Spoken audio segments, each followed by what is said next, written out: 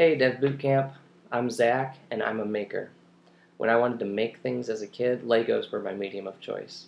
Now I make with whatever I can. Whether it's building an instrument, mixing the perfect bourbon sour, or writing code, I kind of have the mindset that I can always figure out how to make it myself or do it myself if I just start now. I'm also a composer. I play several instruments. I'm part of an informal band that plays together just to create something beautiful and new. We innovate because it's fun. We make art and we make each other better musicians. And I get excited about that last part, the making each other better musicians part, because I'm also a teacher. Teaching was my first career path. I became a teacher because I wanted to play a constructive role in the lives of those around me, whether that's helping a friend become a better musician or teaching the fundamentals of economics to a bunch of 8th graders. I left the teaching profession, however, because in my experience the job was more about politics and making administrators happy than it was about educating kids, especially the ones who were falling through the cracks. So I started a tutoring and mentoring program for struggling kids in Peoria, but I always wanted to do more. Public education is just not working in its current form. I think the format has to change fundamentally, and it's already moving towards primarily being delivered online. I want to have a hand in making that change by creating new web-based educational tools and platforms, so that by the time my daughter reaches high school, the quality of her generation's educational options is not at all limited by the geography of school districts. Dev Bootcamp will get me working on that sooner rather than later. Remember how I mentioned teaching the basics of economics to 8th graders? That's what I used to do for a living. Two of the first questions I'd ask my 8th graders were these: what is money and where does it come from? Throughout history, money has taken many forms, from clay tablets in Sumeria to cowrie shells in the Maldives to shiny pieces of yellow metal in, well, most of the world. Money looks different in different times and different places. There's even a record of an island tribe in the Pacific called the Yap who used giant limestone boulders as their means of exchange.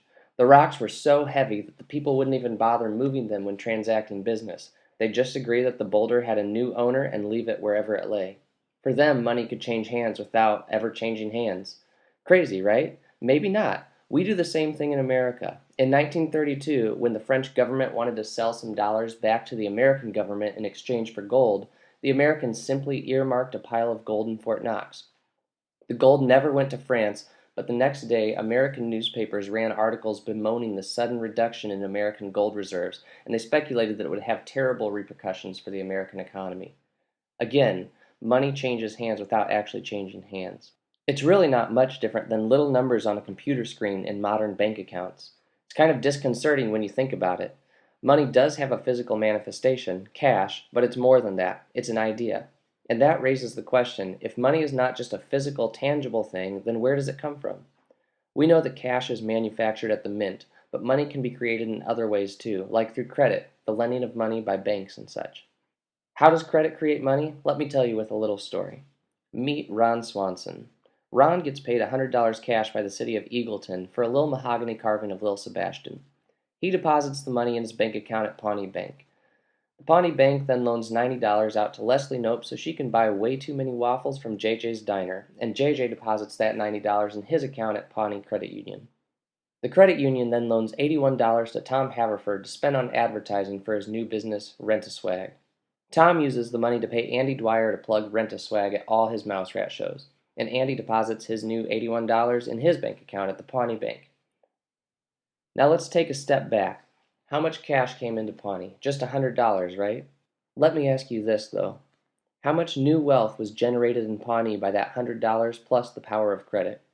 Let's see. We have Ron's $100 in his account at Pawnee Bank, JJ's $90 in his account at Pawnee Credit Union, and Andy's $81 in his account at Pawnee Bank.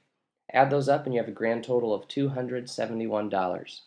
To be fair, it's not quite that simple because there are a lot of other factors involved in the creation of wealth in a global economy. But what this story does provide is a glimpse of how credit can create money almost out of thin air. So let's ask ourselves again, what is money? It's not gold, rocks, paper, or just some numbers on a screen. It's the idea that whatever thing we've all agreed to use as money will be accepted for whatever goods or services we want, when we want them, whether that's an irresponsible number of waffles or tuition for Dev Bootcamp. Money is really just trust, expressed in terms of dollars, euros, or even giant rocks.